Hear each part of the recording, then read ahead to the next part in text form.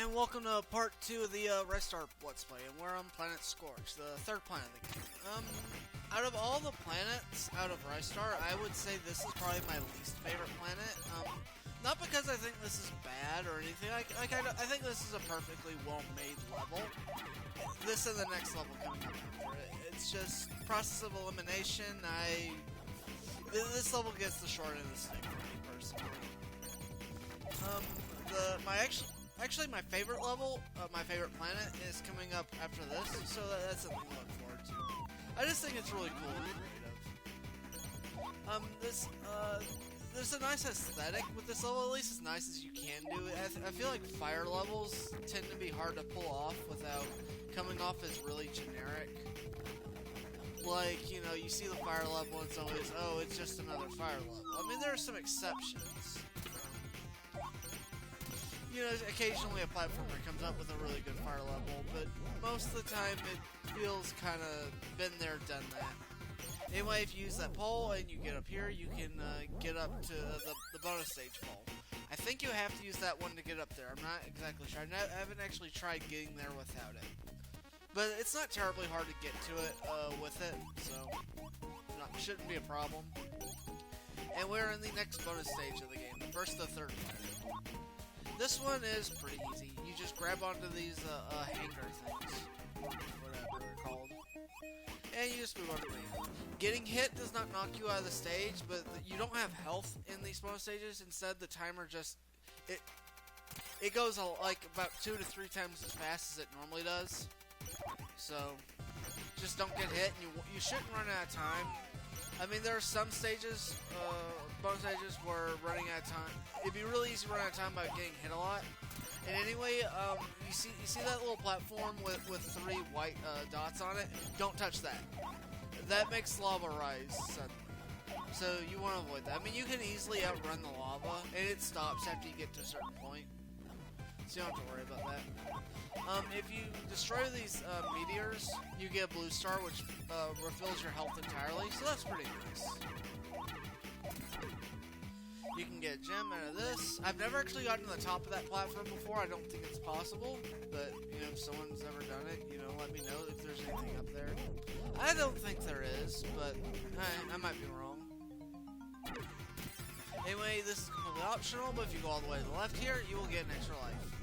I don't need these extra lives, but I like showing them off just, you know, for the sake of showing them.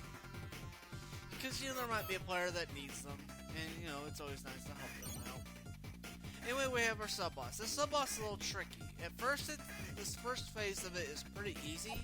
It's like Simon says, you just hit them in the order they come out. They don't show the numbers anymore after this. Like, the numbers will disappear.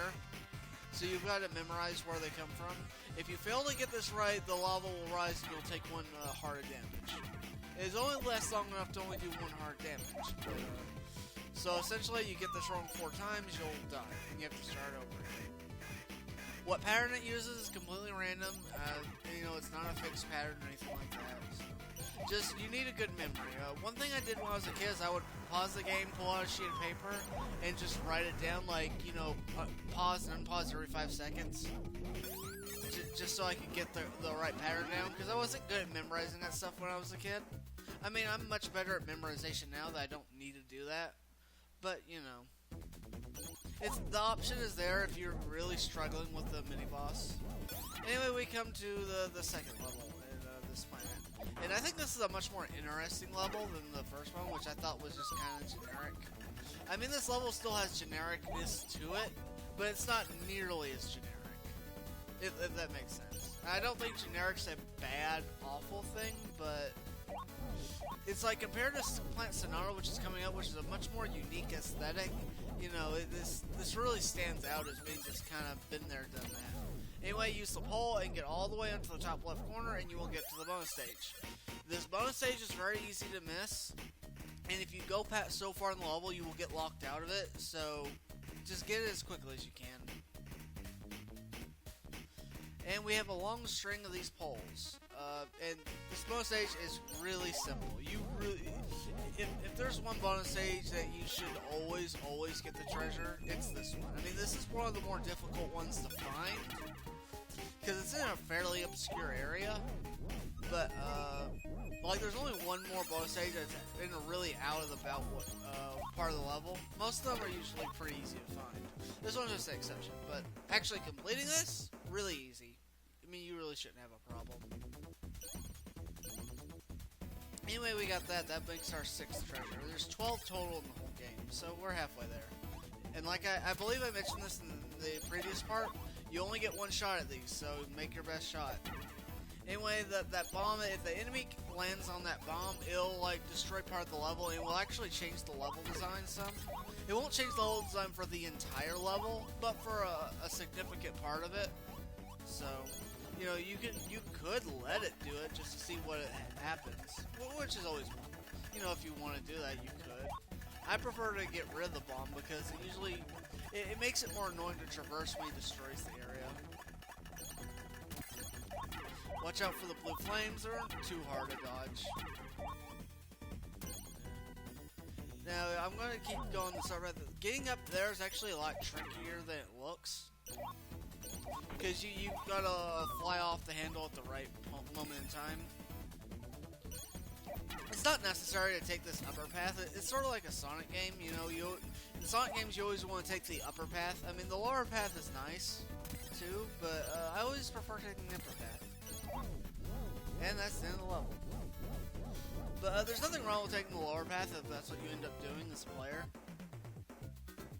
I don't take it nearly as much, so I don't really remember what's down there all that often. I'm pretty sure there's some stuff down there. Maybe a couple extra lives I missed. Anyway, we're at the boss. They give you a blue star to start off, so that's nice. Those rocks do hurt, just so avoid them. And now we've got this guy. This attack's actually very difficult to get hit on him with. I kind of got lucky there. I wasn't... Normally I don't get that hit off. And I usually fail at getting that, but I got lucky. Don't expect it to happen. It's pretty hard to do. Anyway, once you hit him enough times, you get this sequence here, and you will fall infinitely until you deal enough damage to this boss. I don't even know what this boss's name is. I know there's a boss rush mode and it says the name of the bosses, but I haven't done a boss rush mode in this game in so long. Anyway, this guy's not too hard, but it's easy to lose sight of yourself and run into a lot of touch damage. Like, when he falls straight down like that, that's really easy to get caught off guard and get hit. But overall, I don't think he should be giving you much problems at all. And now he shoots a flame at you, but he can't damage you, so don't worry about it. I do like that animation where he's just sitting there crying and begging, even though he totally wasn't doing that when he was the boss. But that's the end of the 3rd planet. Again, a pretty nice level, but my least favorite. I much prefer the level we're coming up to, and the one after that. Yeah, most of the planets in this game are really unique and really cool. It's just Scorched is kind of generic-y, so.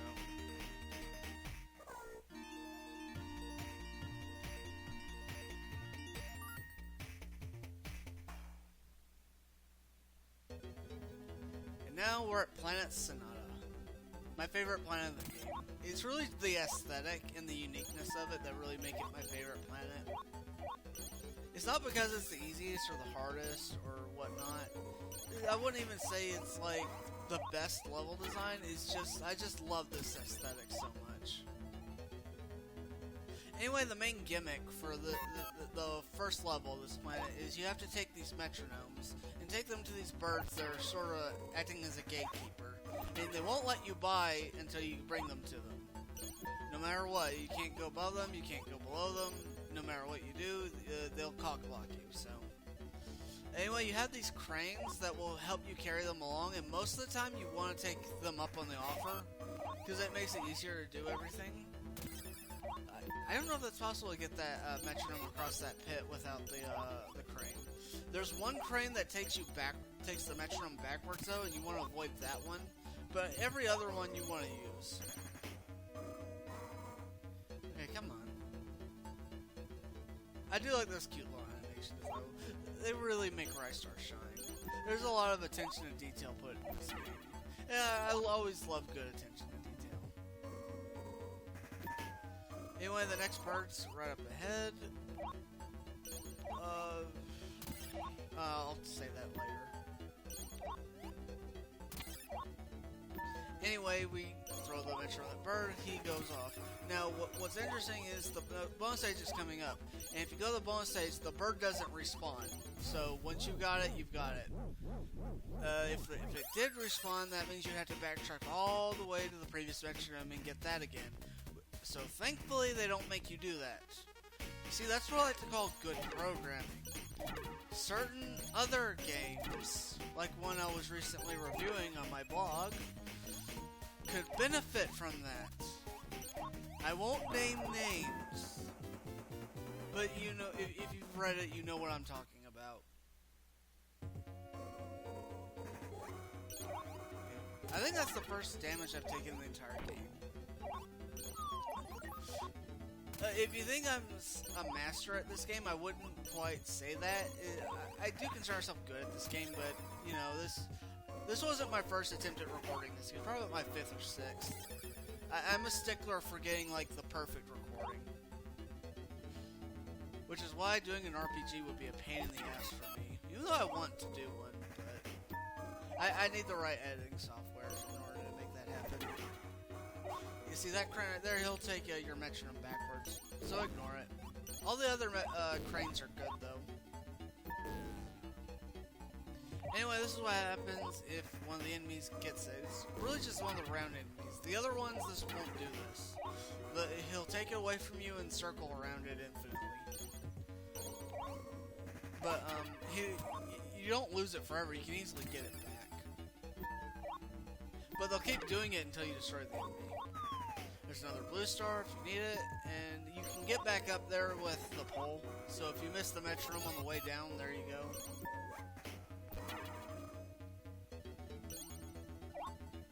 Avoid jumping on these bombs. You know, it sounds obvious, but these bombs will damage you.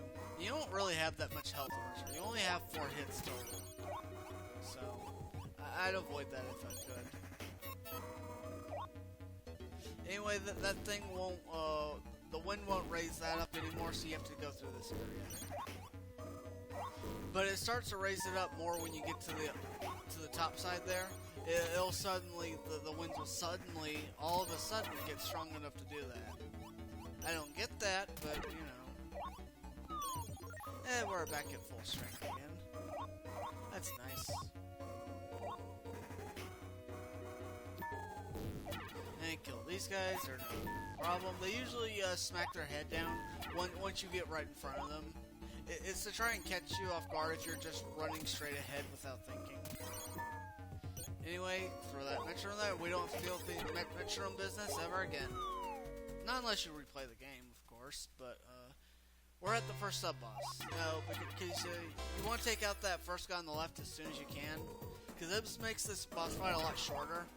Because otherwise, this boss fight can kind of drag out if you're not careful. You have to hit him like 3 times in order to destroy the head. And once you destroy the head, it's done with completely. I do like that the boss is actually dancing to the music. I mean, it's really silly and lighthearted. You know, Ristar's the kind of game, it really doesn't take itself all that seriously. Which I enjoy. I mean, I do like my share of dark games.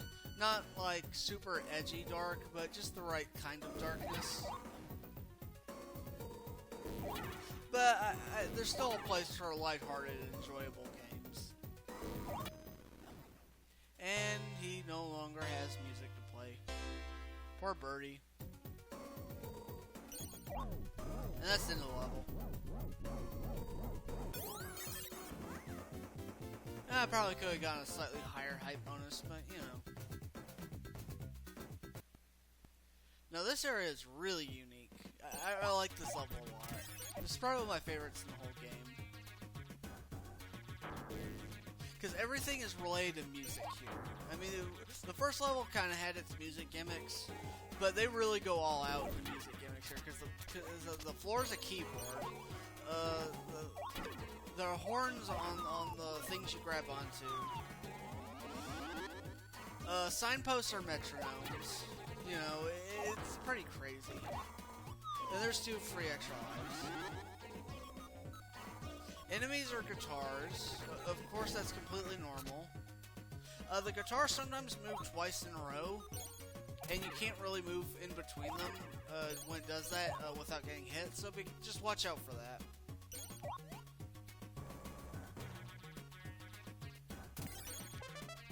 You see, the side of that is a horn. I don't even know what to call that kind of platform, but oh well. Anyway, you can get something if you do this.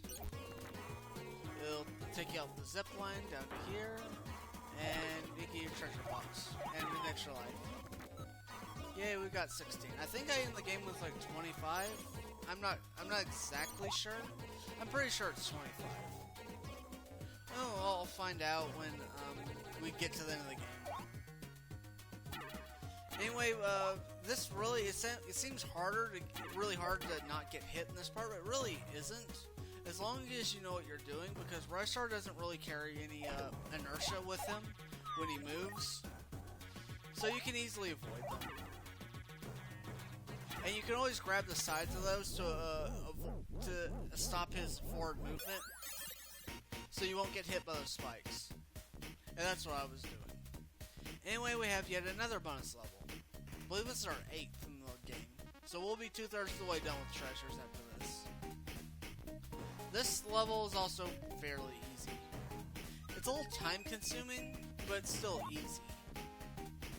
I'm just going out of my way to make sure I don't get hit by the spikes. But really, I could get hit by the spikes and still get the treasure just fine. I'm being kind of anal when I was recording this. But yeah, do all that. Boom, easy treasure. I was taking my time and I still got it with easily 30 seconds to spare. Some of the more difficult bonus levels are coming up, especially in the 5th planet, though, so be prepared for that.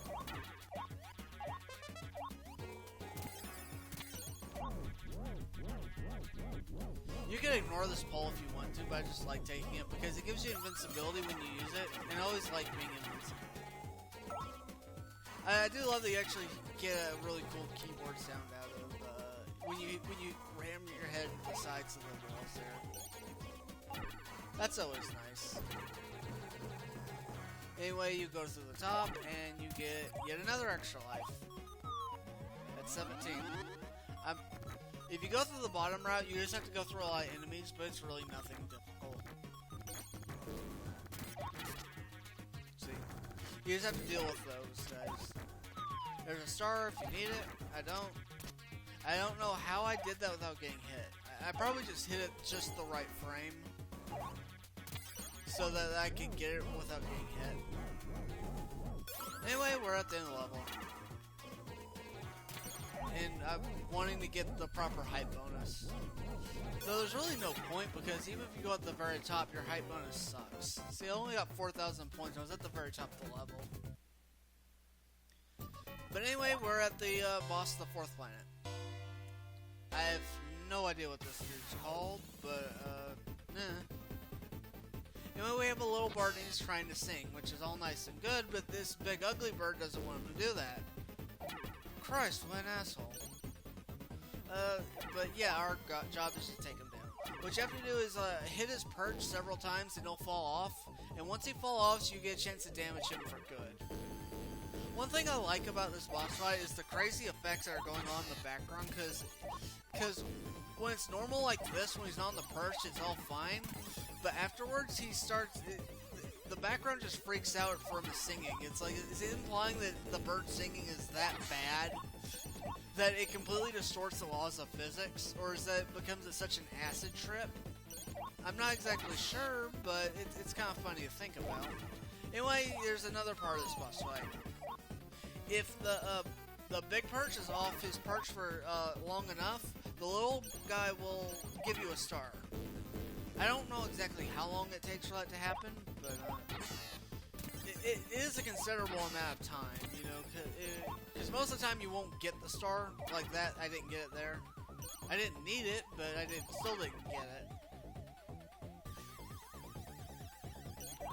You can also take big advantage of the invincibility frames you get from ramming something.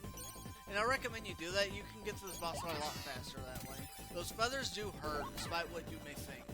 So, anyway, do all that, and he's down for the count. 4 planets down, 2 planets to go.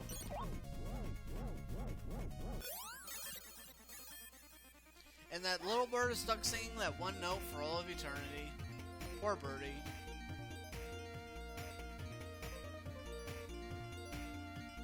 I still have no idea what technical and secret bonuses are about. I can get an idea what treasure bonus is, because there's a lot of secret treasures in this game, but I don't get the others. Anyway, that's the end for this episode. I'll catch you guys in part 3.